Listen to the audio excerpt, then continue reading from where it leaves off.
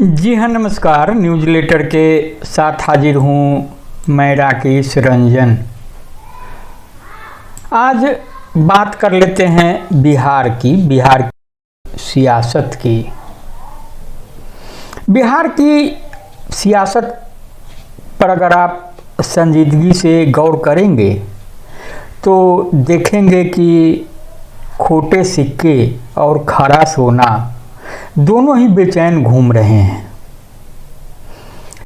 इसे देखकर कबीरदास याद आते हैं, साहिब के घर डरो नहीं, जो लाया सो ले जाए, ज्यों का त्यों धर दीजिए, पाप पुंज फिर काहे भाए। कबीर याद दिलाते हैं कि असली ताकत भीतर की सच्चाई है। लोग लेन देन की भीड़ लगाएं तो भी खड़े सोने की चमक झूठे सिक्कों से अलग दिखी जाती है। तो जैसा कि मैंने कहा, हाल यह है कि बिहार की सियासत में खोटे सिक्के और खरा सोना दोनों ही बेचैन घूम रहे हैं। मैंने एक विश्लेषण किया था, वीडियो के माध्यम से आपके समक्ष रखा भी था। बिहार के मुजफ्फरपुर के महंत राजीव रंजन दास की टिप्पणी को मैंने विस्तार देने की कोशिश की और समझने की कोशिश की थी कि बिहार की सियासत में क्या कुछ हो रहा है।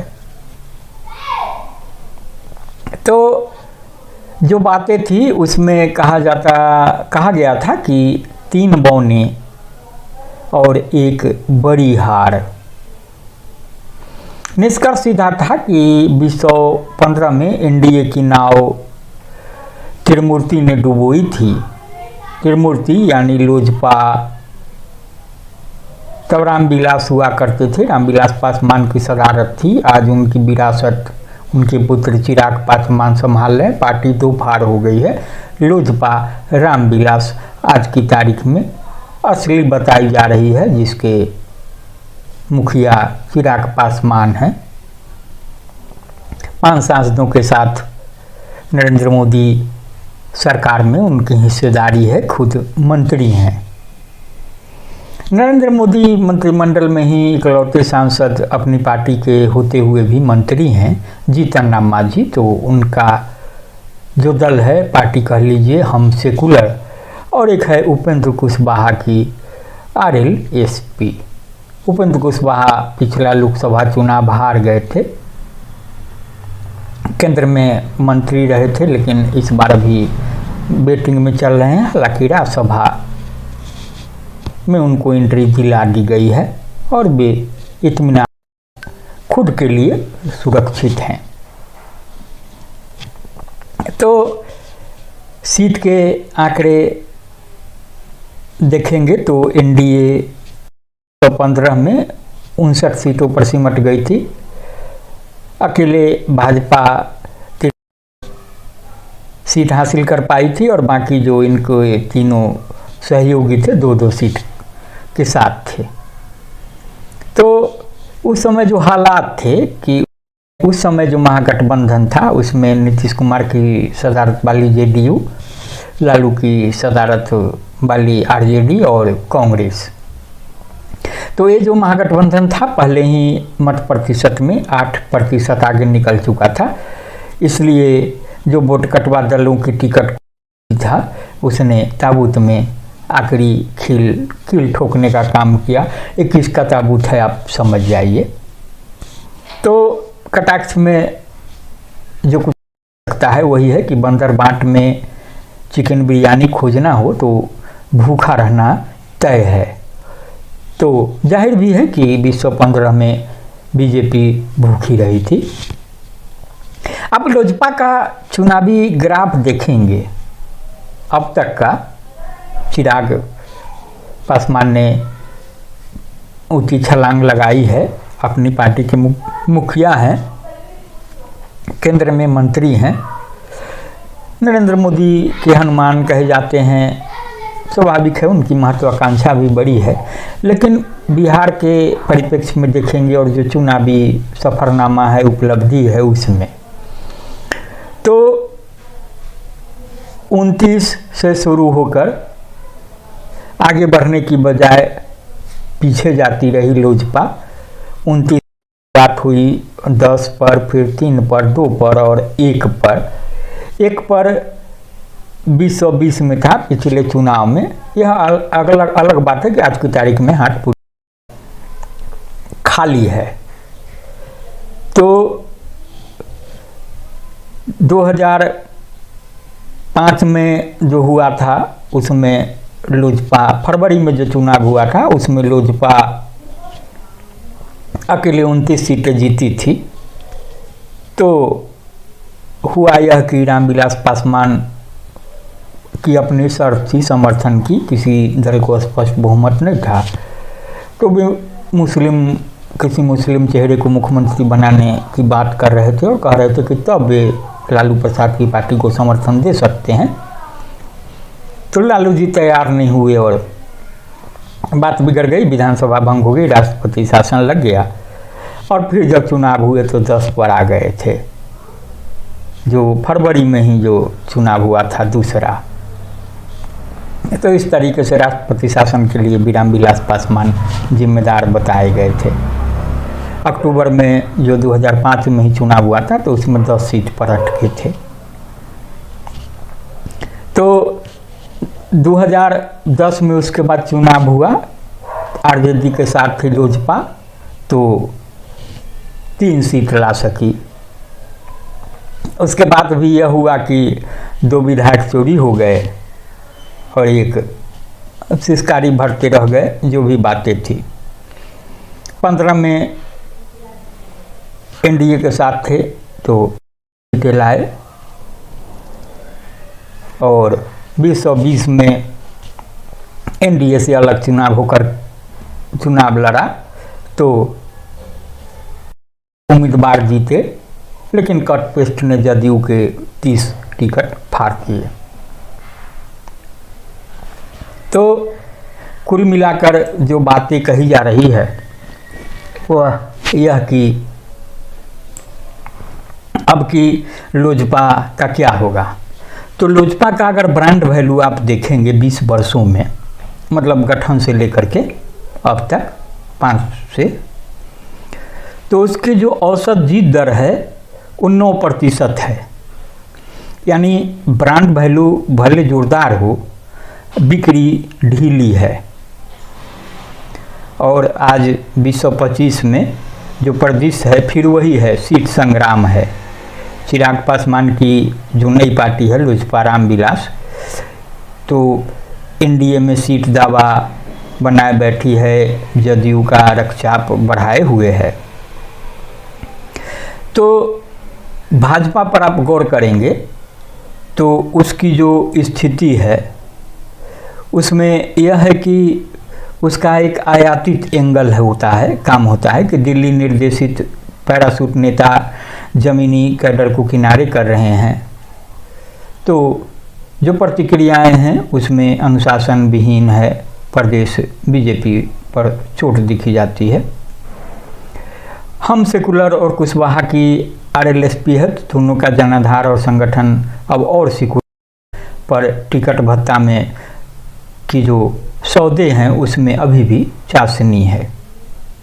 तो जमीनी प्रतिक्रियाएं देखेंगे, जो कुछ बातें हो रही है उसमें कहा यह जा रहा है कि फसल रामविलास की खलिहान नीतीश का मतलब दलित मुस्लिम वोट ट्रांसफर आखिर में जेडीयू को दीर्घ दे सकता है। एक बातें हो रही है टिकट लो बिचो वोट तोड़ो, यानी छोटे दलों के रिटेल मॉडल पर तीखी झल्लाहट है लोगों में। भाजपा अकेले लड़े 10 साल भले लग जाए, तो इसमें कार्यकर्ताओं की जो कुंठा है उसको कैडर कुंठा और नेतृत्व शून्य जो है उस पर गहरा असंतोष है। नेतृत्व का बहुत बड़ा संकट भाजपा बिहार में है। जाति आरक्षण बनाम विकास का एजेंडा हो, तो इस पर जो कुछ प्रतिक्रियाएं हैं कि शुद्ध जाति उन्मुख दलों को परजीवी तक कहती है, इसे प्रतिबंध करने की वकालत है।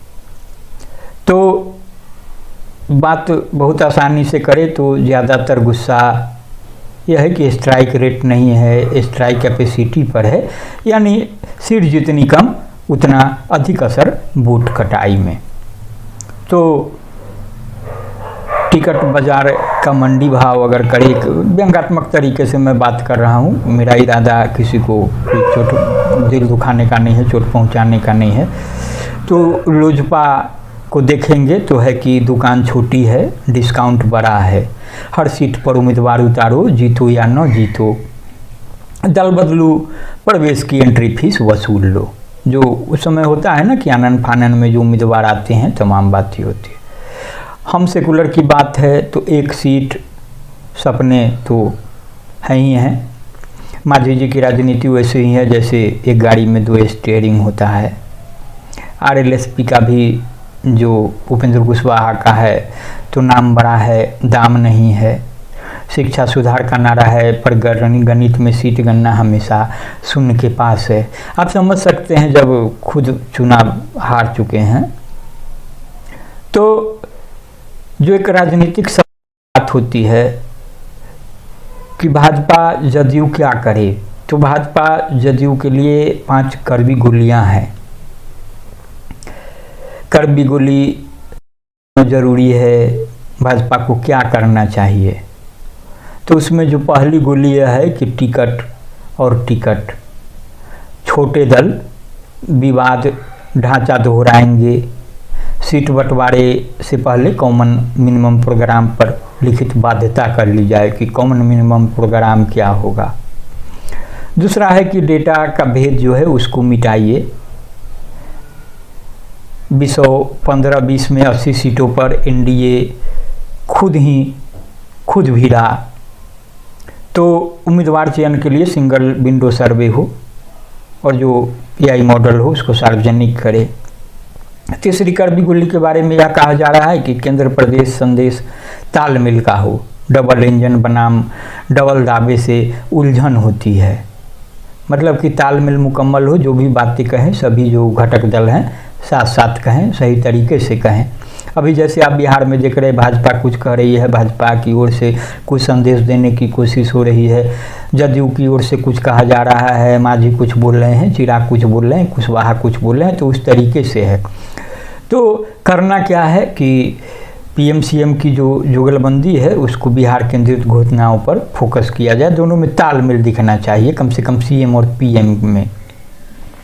एक कैडर पुनरुत्थान की भी बातें की जा रही है, मसलन आयातित नेता वर्सेस संगठन, पुराना संगठन है। तो उसमें यह कहा जा रहा है कि भाजपा यह काम कर सकती है कि हालांकि दोनों फार्मूला तो में से किसी एक को अपनाना बहुत मुश्किल है, तो दोनों को करे, 50-50 फार्मूला कर ले। आधी सीटें बूथ स्तर के कार्यकर्ताओं से कम तय करे, जिससे जो कार्यकर्ता हैं वो अपने को अलग थलग महसूस न करें। और फिर बात हो रही 5वां जो है कि प्लान बी की, सोलो फ्लाइट। अगर सीट समझौता फिर फंसे तो प्रतिशत सीटों पर ट्रायल रन कर लीजिए और फिर जो नगरीय चुनाव में अकेले लड़ने की तैयारी करिए। तो कुल मिलाकर जो निष्कर्ष यह है कि खोटे सिक्कों का दौर लंबा नहीं होता है। तो राजीव रंजन दास महंत श्याम सुंदर दास के पुत्र हैं। श्याम सुंदर दास शिक्षाविद और राजनीति में भी उनकी विधायक रहे, सांसद रहे, बहुत बड़ा सफ़र रहा है उनका, लंबा सफ़र रहा है, खास पहचान रही है, उन्हीं के पुत्र हैं। तो उन्होंने जो चेतावनी दी कि उस चेतावनी में कि वह सिर्फ 2015 के रिवाइवल की कहानी नहीं है बल्कि 2025 का ट्रेलर भी है। तो लोजपा, हम, आरएलएसपी जैसी कंपनियां ट्रेंडिंग करती रही। कंपनियां हम इसलिए कहते हैं कि आजकल जो सियासत में हो रहा है, जो बातें होती है, आम धारणा भी जो है, सबकी अपनी दुकान सरी की बातें हैं। तो लोजपा, हम, आरएलएसपी जैसी कंपनियां सीट ट्रेंड करती रहेगी मगर इक्विटी वैल्यू लगातार घिसती रहेगी। तो इंडी अगर बाजार भाव देखकर सौदा करेगा तो संभावित घाटे का अनुमान खुद भी कर ले, देख ले कि 29, 10, 3, 2, 1 का जो ग्राफ है किसी एक्सेल चार्ट से भी ज़्यादा तेज चेतावनी है। एक कम से कम चिराग पासवान के बारे में है। तो कबीर की बात से मैंने शुरुआत की थी, तो कबीर की बात से ही मैं ख़त्म कर देता हूँ कि जो घट भीतर राखिए घट बहुरी काहे फूटे। मतलब टूटे घड़े में नई शराब उड़ेली तो सूरा नहीं सिर दर्द मिलेगा। इसलिए नीति निरपेक्ष टिकट कालाबाजारी पर नगाल लगाम, जमीनी कैडर का सम्मान और स्पष्ट वैचारिक संदेश ही 2025 के चुनावी खेत में खरा सोना उगा सकते हैं। नहीं तो परजीवी दल फिर जाति धर्म के कीड़े मकोड़े बो देंगे, और कीड़े मकोड़े में लगते हैं तो क्या स्थिति होती है आप वाकिफ़ हैं। खास करके बिहार से अगर आते हैं, हिंदी पट्टी से हैं, खेतीबाड़ी से सरोकार है, और ऐसे भी भारत लाख कर जाए जो अर्थव्यवस्था के मामले में दुनिया में किस तरीके से उभरने की बातें कही जा रही है, तमाम बातें हैं, लेकिन बावजूद जो कृषि प्रधान देश की बात है तो वह अलग है। खैर बहरहाल आप इसे जिंदगी से सुनेंगे, गुनेंगे, प्रतिक्रिया भी देंगे। मुझे उम्मीद है कि आपको यह विश्लेषण पसंद आएगा। मेरी कोशिश है कि चुनाव को बिहार पर ज़रा केंद्रित करूं और आपको बिहार की तकरीबन छोटी बड़ी जो भी राजनीतिक घटनाएं हो रही है कमोवेश, उससे आपको बाखबर रखूं। तो आप भी बेखबर नहीं रहिए, बाखबर रहिए। न्यूज़लेटर विद राकेश रंजन के साथ। नमस्कार।